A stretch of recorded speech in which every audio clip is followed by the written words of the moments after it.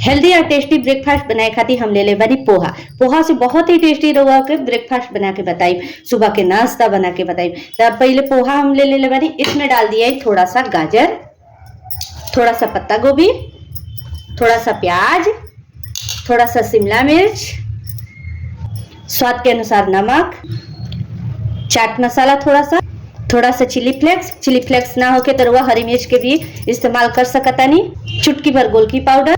अब थोड़ा सा पानी डाल के एकरा के अच्छा से मिक्स कर लिया, हल्का सा पानी डाल दे हम तो मिक्स हो जाए। और मिक्स करके एकरा के ढक के 15 से 20 मिनट तक ले छोड़ दे। बहुत ही हेल्दी और टेस्टी नाश्ता और बन के तैयार होगी। यकीन न करम कि इतना टेस्टी भी नाश्ता बन सकता, वो भी ओट्स से। तो एकरा के अब हमने के मिक्स कर दे बन जा, हल्का सा पानी डाल के और एकरा के 15 मिनट खातिर ढक दे। अब एक के ढक के छोड़ दिया अच्छा से 15 से 20 मिनट में तैयार। 20 मिनट हो गए हमने के ढक के रखला। अब एकरा में बहुत सारा धनिया पत्ती डाल के अच्छा से मसल लिया। एकरा के 10 मिनट रुआ रख दे हम तो कोई बात नहीं है। अच्छा से धनिया पत्ती के मिक्स कर लिया। अच्छी तरीका से मिक्स हो जाए तो एकरा में छोटी छोटी गोली निकालिए। इस तरीका से हाथ पे ले लिए, अच्छा से ही तैयार हो जाला, दिक्कत ना होगी। अब छोटा छोटा पतला पतला रुआ बनाए एकरा के, ताकि ये हेल्दी तरह के चाहिए, काहे कि अंदर से पक जाए। इस तरीका से रुआ टिक्की बना ले। इस तरीका से बहुत ही टेस्टी बन के तैयार होगी। इस तरीका से सारा के बना लेवे के बाद हाथ पे तेल ना पानी लगा के तेल लगा ले हम तो हेल्दी कहाँ से रही, खाली तेले तेल हो जाए। तो एक में हल्का सा पानी रुआ हाथ में लगाए और इस तरीका से टिक्की तैयार करम। इस तरीका से टिक्की तैयार करे के बाद सारा टिक्की इसी तरीका से तैयार करे के बाद चलिए तो देखिए इस तरीका से हम टिक्की तैयार कर ले बनी। ज्यादा मोटा नहीं रखेंगे, इस तरीका से रखे के बाद कुछ टिक्की हम तैयार कर ले बनी और इसके अब फ्राई कर लिए। चलिए तो टिक्की बनाए खातिर ज्यादा तेल की जरूरत नहीं है, हल्का सा तेल डाली। तेल नहीं है तो वो बटर भी डाल के इस्तेमाल कर सकता नहीं, बटर ही सबसे अच्छा रही।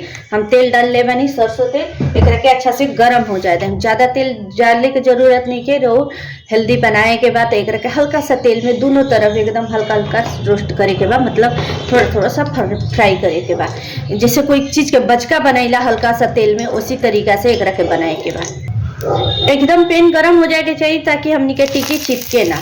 अब देखिए टिक्की के आराम से रहो एक के दोनों तरफ आराम से सेक ले हम मीडियम आंच पे, एकदम कि अंदर से ओट्स पक जाए।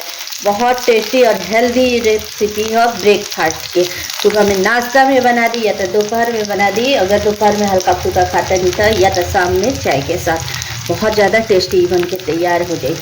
एक उलट पुलट के मीडियम आंच पे सेक लेवे के बाद, मतलब कि एकदम धीमी आंच ना होके के चाहिए, मीडियम होके के चाहिए, ताकि अलग दोनों तरफ अच्छी तरीका से सीख जाए। एक तरफ सीख जाए तो एक चम्मच के सहायता से दोनों तरफ पलटते हैं। बहुत ही जल्दी सेक के तैयार होखेला, फटाक से रहो नाश्ता तैयार होके, ज़्यादा देर भी ना लगे और बहुत ज़्यादा हेल्दी भी रहेगी। देखिए कम तेल में एकदम दोनों तरफ क्रंची हो जाए। चलिए तो दोनों तरफ हम आराम से एकरा के सेक ले बनी। ये अच्छा से बन के तैयार हो गई बा।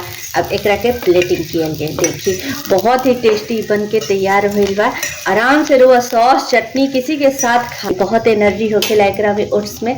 तो चली रहुआ सबके निकाला तनी टेंटन हेल्दी और टेस्टी ब्रेकफास्ट बन के तैयार हो गई बा और बहुत ज़्यादा टेस्टी। अब एक के सॉस के साथ खा ली तो चाहे चटनी के साथ खा ली।